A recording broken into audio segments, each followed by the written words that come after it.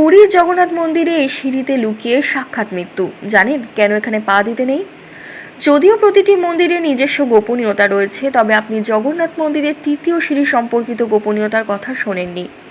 আসুন এই মন্দিরের রহস্যময় সিঁড়ি সম্পর্কে জানার চেষ্টা করি। জগন্নাথ মন্দির উড়িষ্যার উপকূলীয় শহর পুরীতে অবস্থিত, যা ভগবান জগন্নাথকে উৎসর্গ করা হয়েছে।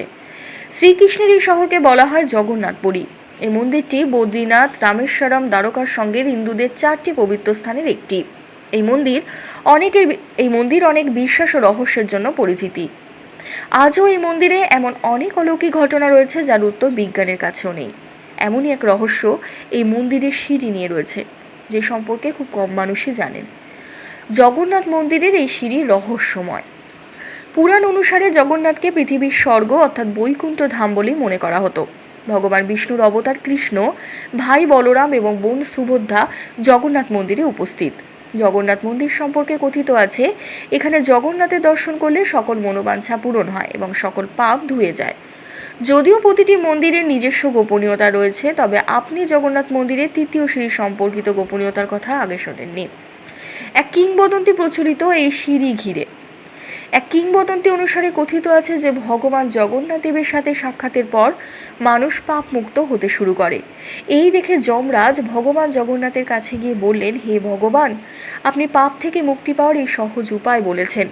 শুধু আপনাকে দেখলেই মানুষ সহজে পাপ থেকে মুক্তি পায় এবং কেউ নরকে যায় না। যমরাজের কথা শোনার পর ভগবান জগন্নাথ বলেন যে মন্দিরের মূল প্রবেশদ্বারে তৃতীয় ধাপে যদি যমরাজ স্থান গ্রহণ করেন, তবে তাকে যমশিলা বলা হবে। যে আমাকে দেখে তার উপর পা রাখবে, তার সমস্ত পুণ্য বিনষ্ট হয়ে যাবে এবং তাকে যমলোকে যেতে হবে। তৃতীয় সিঁড়িতে পা রাখা নিষেধ। জগন্নাথ মন্দিরের মূল ফটক থেকে প্রবেশের সময় নিচ থেকে তৃতীয় ধামের যমশিলা উপস্থিত। দর্শনের জন্য মন্দিরে প্রবেশের সময় সিঁড়িতে পা রাখতে হবে, তবে দর্শনের পরে ফেরার সময় সেই সিঁড়িতে পা না ফেলার পরামর্শ দেওয়া হয়। এই সিঁড়ির পরিচয় সম্পর্কে বলতে গেলে এর রং কালো এবং যা অন্যান্য সিঁড়ি থেকে সম্পূর্ণই আলাদা রং। জগন্নাথ পুরী মন্দিরে মোট 22টি সিঁড়ি রয়েছে। দর্শন করার পর আপনাকে নিচ থেকে শুরু করে তৃতীয় সিঁড়িটির সম্পর্কে ওয়াকিবহল থাকতে হবে এবং এতে পা রাখা উচিত নয়, অন্যথায় দর্শনের সমস্ত পুণ্য বৃথা যাবে। ধন্যবাদ।